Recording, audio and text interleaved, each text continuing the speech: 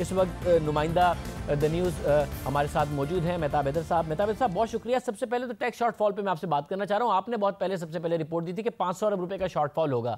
یہ تو آپ کے جو رپورٹ تھی جس پر ویسے ہی دیکھ کر کہہ رہے تھے ہم کہ ایسا نہ ہو کہ یہ سچ ثابت ہو جائے، یہ تو بڑا پاکستان کے ساتھ انپریسیڈنٹڈ ہوگا، تاریخ میں پہلی دفعہ ہوگا کہ اتنا بڑا شارٹ فال ہو۔ یہ تو اس سے بھی بڑا ہو گیا ہے، 575 ارب روپے کا تقریباً شارٹ فال ہے۔ تاریخ میں پہلی دفعہ ہونے جا رہا ہے کہ گزشتہ برس کے مقابلے میں ایف بی آر کم کلیکٹ کرے گا، کبھی نہیں ہوا۔ حالانکہ خان صاحب کہتے تھے وہ کرپٹ تھے، ہم ایماندار آئیں گے تو زیادہ ملے گا، تو ان سے بھی کم ہو گیا۔ یہ آپ کو لگ رہا ہے آپ کی توقعات سے بھی زیادہ کمی ہو گئی، اور کیا وجوہات ہیں؟ دیکھیں، اس میں تو کوئی شک نہیں ہے کہ یہ بہت ہی کلیئر تھا اس سال کے شروع سے کہ ایف بی آر کو اس سال بہت بڑا شارٹ فال جو ہے وہ ہونے جا رہا ہے۔ لیکن مجھے خود بھی یہ توقع نہیں تھی کہ یہ پچھلے سال کا ٹارگٹ، پچھلے سال جتنا انہوں نے کیا تھا وہ بھی یہ اچیو نہیں کر سکیں گے۔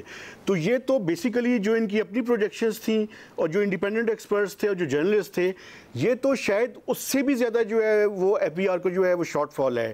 ابھی تک جو ان کا شارٹ فال ہے وہ 578 بلین روپیز بنتا ہے اگر اوریجنل ٹارگٹ سے دیکھیں، اور جو ریوائز ٹارگٹ ہے اس سے بھی بہت بڑا زیادہ شارٹ فال ہے۔ یعنی حکومت جو ہے وہ پچھلے چند ماہ پہلے تک جو پروجیکشن کر رہی تھی، جو کہ 4150 تک انہوں نے کی ہوئی تھی، اس سے بھی زیادہ یعنی 3820 ہے، اور ابھی اگر پائپ لائن میں بھی دیکھیں تو 5 سے 10 بلین مزید آ جائے گا۔ تو جو پچھلے سال ہوا تھا وہ بھی اچیو نہیں ہو سکے گا۔ اور میں آپ کو ایک اور بات بتا دوں، پاکستان کی ہسٹری کا سب سے بڑا بجٹ ڈیفیسٹ کا جو ہے وہ بھی ایبسولوٹ نمبر آنے والا ہے۔ وہ ابھی 15 سے 20 دن اس میں مزید لگ جائیں گے، چونکہ آپ کا اتنا بڑا ریونیو شارٹ فال ہے، ایکسپینڈیچرز اس حد تک کم نہیں ہوئے، ڈیٹ سروسنگ آپ کی بڑھ گئی، چونکہ آپ نے جو ہے وہ پالیسی ریٹ کو بڑھایا۔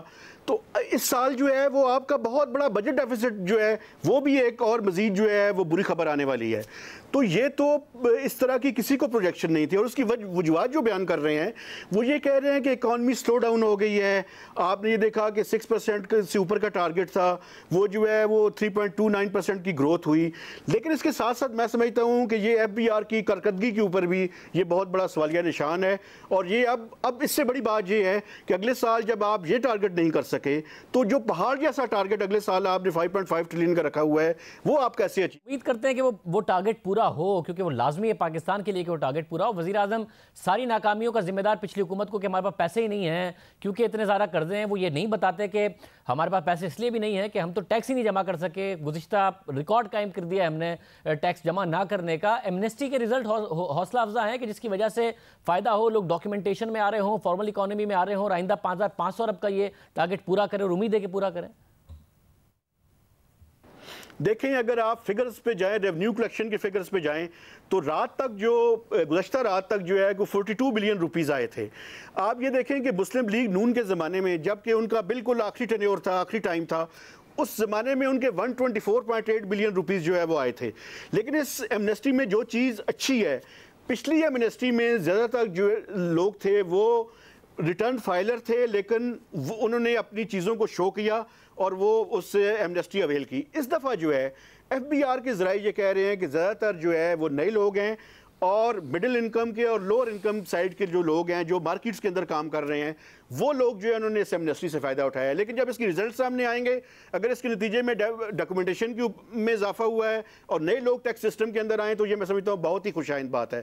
لیکن اس کا جتنا اس پہ کام کیا گیا، جتنا اس پہ زور دیا گیا، جس طرح کا ڈیٹا شیئر کیا گیا، اس حساب سے جو رسپانس ہے میں سمجھتا ہوں وہ توقعات سے کم ہے۔